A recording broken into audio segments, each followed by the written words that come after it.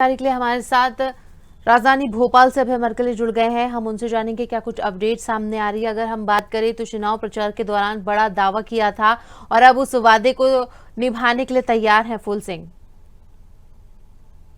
Full Singh Bahrain दावा करता अगर 50 सीटें भी आ जाती है तो वो मुंह काला करेंगे। और इसके लिए लेकर आज रोशनपुरा पर राजभवन की तरफ जब जा रहे थे फुल सिंह बरैया, तब दिग्विजय सिंह ने उनको काला टीका लगाकर औपचारिकता पूरी करी। और यहाँ पर इस समय बहुत ज्यादा गहमा गहमी का माहौल है, क्योंकि साफ तौर पे उनका कहना था कि अगर 50 सीटें भी अगर बीजेपी जीत जाती है और 163 सीटें बीजेपी भारतीय जनता पार्टी जीत कर आई है, तो कहीं ना कहीं उनके दावों को लेकर उनका जो वादा था, दावा था, वो खुद हालांकि निर्वाचित हुए हैं, किंतु इसके बावजूद जो है तमाम समर्थक कांग्रेस के साथ उनके हैं। दिग्विजय सिंह खुद मौके पे पहुंचे हैं और उनने जो है उनको काला टीका लगाकर औपचारिकता पूरी करी।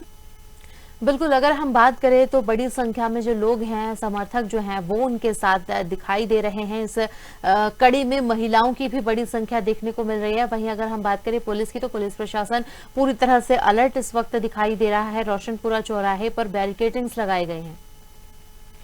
निश्चित तौर पर बैरिकेडिंग लगाए गए। 2 दिन पहले ही फुल सिंह बरैया ने ऐलान करा था कि जो मैंने वादा करा है वो करने के लिए पूरा तरीके से मैं रहूंगा, और वो गए। और यदि आप देखेंगे वो खुद चुनाव जीत कर आए हैं, मतलब भांडेर से वो चुनाव जीते हैं। और इसके साथ ही वो अभी रोशनपुरा चौराहे पे उनको रोक दिया गया है। उसका कारण ये है कि साफ तौर पे राजभवन जाने के लिए बैरिकेड पूरे लगाए गए थे। उन्होंने 2 दिन पहले ही ऐलान कर दिया था कि 7 दिसंबर को दोपहर 2 बजे राजभवन के सामने खुद का मुंह काला करने की घोषणा की थी। तो अब चूंकि समय हो गया था, 2 दिन पहले ही उन्होंने घोषणा कर दी थी, इस वजह से जो है वो पूरी पुलिस प्रशासन ने व्यवस्था करी थी। बिल्कुल, और कहीं ना कहीं बरिया की अगर हम बात करें तो उन्होंने अब ईवीएम को भी लेकर निशाना साधा है। ईवीएम को लेकर भी उनका बयान सामने आया है। उन्होंने कहा कि ईवीएम में धोखाधड़ी हुई है।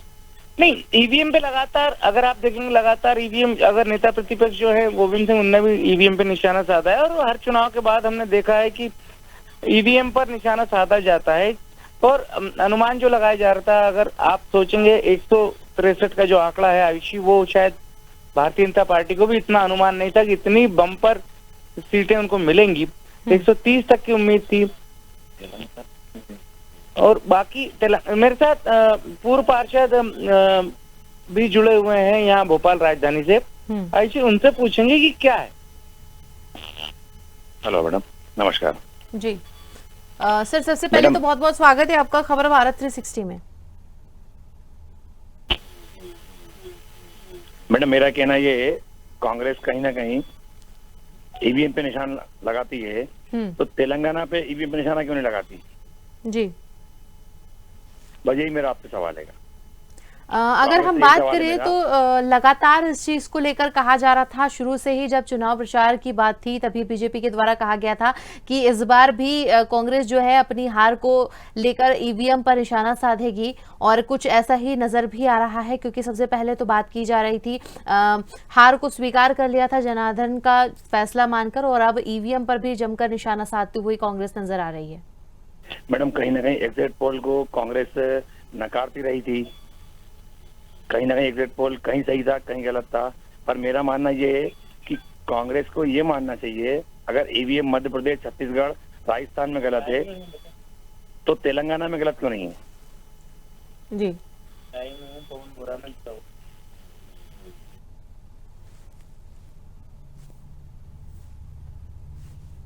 चलिए, तो यहाँ पर इस पूरी खबर पर ज्यादा जानकारी के लिए जुड़ने के लिए धन्यवाद। हमारे साथ अभय मरकले जुड़े हुए थे, जिन्होंने हमें बताया कि किस तरह से आज जो है बड़ा प्रदर्शन किया जा रहा है। आपको बता दें कि रोशनपुरा चौराहे पर बैरिकेडिंग्स लगाई गई हैं और वहां पर सुरक्षा के कड़े इंतजाम किए गए हैं, ताकि किसी भी तरह का कोई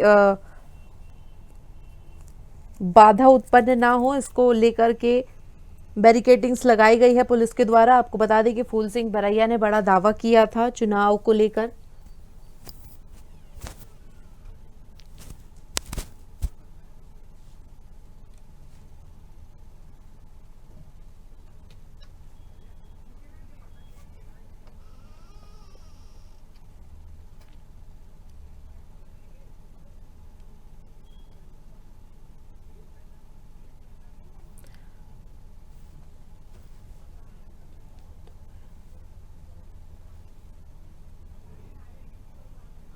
तो खबर हम आपको बता रहे हैं जहां पर फूल सिंह बरैया निकल चुके हैं। रोशनपुरा चौराहे पे इस वक्त कड़े इंतजाम किए गए हैं। तस्वीर हम आपको दिखा रहे हैं जहां पर पुलिस बल तैनात किया गया है सुरक्षा के मद्देनजर।